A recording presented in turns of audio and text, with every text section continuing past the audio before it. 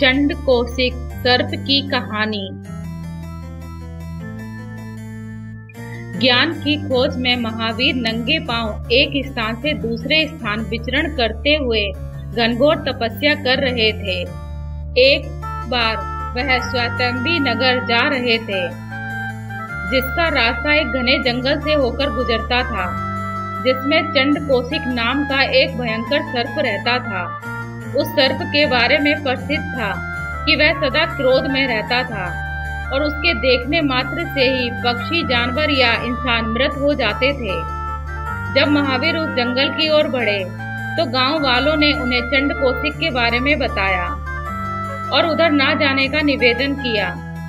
पर अहिंसा के मार्ग पर चलने वाले महावीर तो भयरहित थे।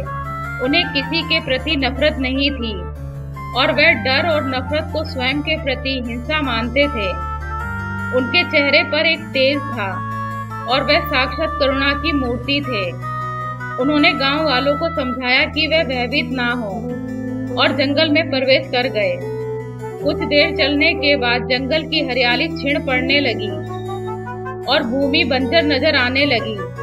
वहां के पेड़ पौधे मृत हो चुके थे और जीवन का नामो निशान नहीं था। महावीर समझ गए कि वह चंड कौशिक के इलाके में आ चुके हैं। वह वहीं रुक गए और ध्यान की मुद्रा में बैठ गए।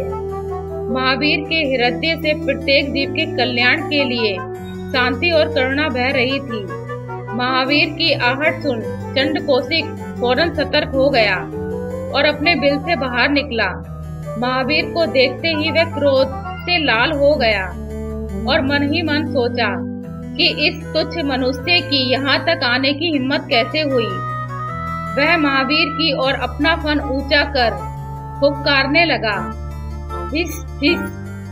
पर महावीर तो शांतचित हो अपना ध्यान मुद्रा में बैठे रहे और जरा भी विचलित नहीं हुए।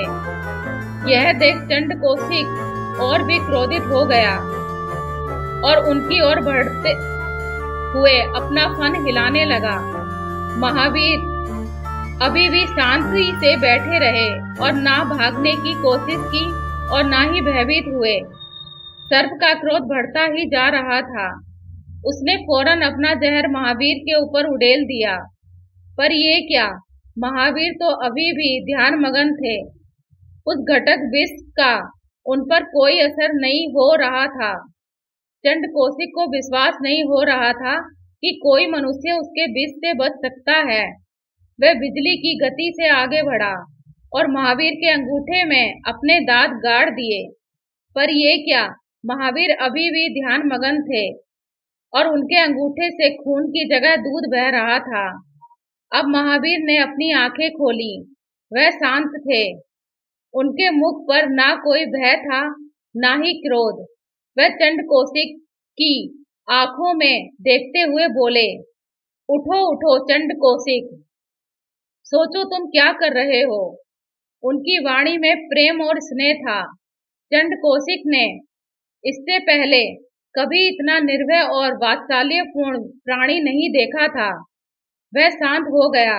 अचानक ही उसे अपना पिछला जन्म याद आने लगा। अपने क्रोध और अभिमान के कारण आज वह जिस स्थिति में पहुंच गया था वह उसे ज्ञात हो गया। अचानक आए इस ज्ञान से उसका हृदय परिवर्तन हो गया। वह प्रेम और अहिंसा का पुजारी बन गया। महावीर के जाने के बाद उसने चुपचाप अपना सिर बिल के अंदर कर लिया, जबकि उसका बाकी का शरीर बाहर ही था। धीरे धीरे यह बात सभी को ज्ञात हो गई कि चंड कौशिक बदल गया है। वहां से लोग उसे नाग देवता मानकर दूध, घी इत्यादि से पूजने लगे। तो कई लोग जिन्होंने उसे विष के कारण अपने परिजन खोए थे, उस पर ईंट पत्थर फेंकने लगे। चंड कौशिक ना क्रोधित हुआ ना ही किसी का विरोध किया और लहूलुहान उसी अवस्था में पड़ा रहा। रक्त, दूध, मिष्ठान आदि की वजह से जल्द ही वहां चींटियों के झुंड आ पहुंचे। चींटियों के काटने के बावजूद वह अपने स्थान से नहीं हिला कि कहीं कोई चींटी दबकर मर ना जाए। अपने इस आत्म संयम और भावनाओं पर नियंत्रण के कारण उसके कई पाप कर्म नष्ट हो गए और मृत्यु उपरांत वह स्वर्ग को प्राप्त हुआ। दोस्तों, अगर आपको मेरी ये छोटी सी स्टोरी पसंद आती है तो प्लीज मेरी स्टोरी को लाइक करें और मेरे चैनल को सब्सक्राइब। धन्यवाद।